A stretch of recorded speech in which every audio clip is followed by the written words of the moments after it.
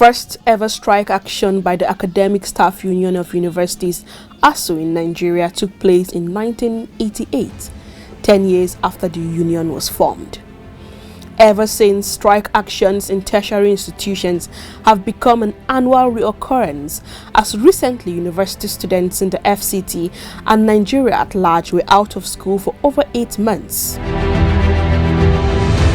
In a recent statement by the Chairman Academic Staff Union of Universities, Professor Emmanuel Osodeke, it is alluded that the Nigerian government is not ready to stop the corrupt practices that bring about strikes in the country's tertiary institutions, as the education sector in Nigeria is characterized by corruption, lack of training and retraining, unqualified staff, infrastructural decay and poor funding, as well as failure of the government to fulfill any agreement reached with various unions in tertiary institutions. Based on this, we now have what we refer to as need assessment report, which the government set up, and the report is very clear on the status of our universities. We're in the university, we're using stove as a Bunsen burner. It's a university, students are sitting on bare floor in a classroom that cannot take more than 100, and you have 1,000 students hanging on windows.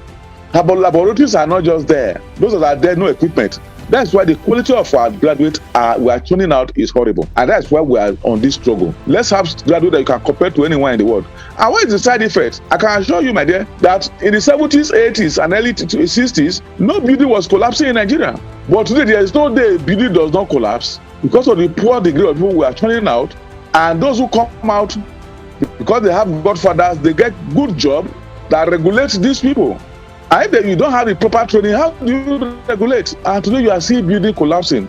Even the 21-story building collapsing in Nigeria. That is the tragedy of what we are doing to ourselves. Many Nigerians have come to believe that government is shying away from its responsibilities in addressing issues raised by striking unions with the recent ASUU strike. For instance, during the recent ASUU strike in the country, the federal government on the 8th of September 2022, instead of addressing issues raised, took ASUU to court and subsequently issued certificates of registration to parallel academic unions in universities, namely Congress of Nigerian Universities Academics and the National Association of Medical and Dental Academics, with the aim of fragmenting influence of ASUU.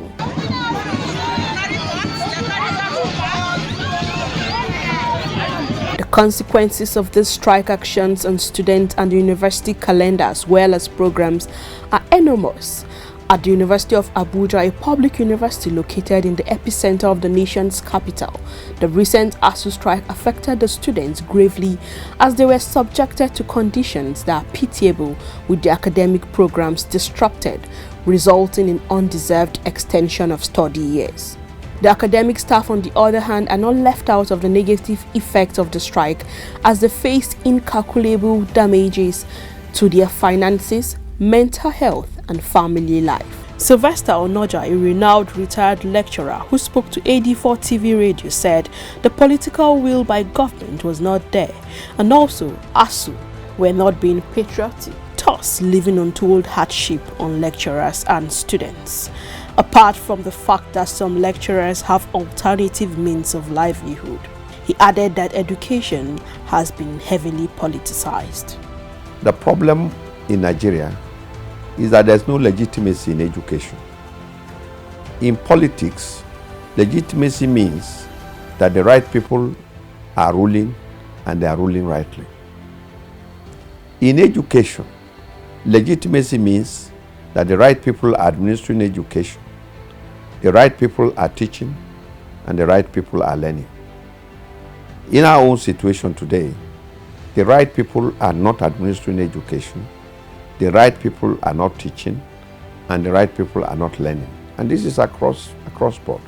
The political will to do it was not there. The patriotism on the side of ASUU members was also absent.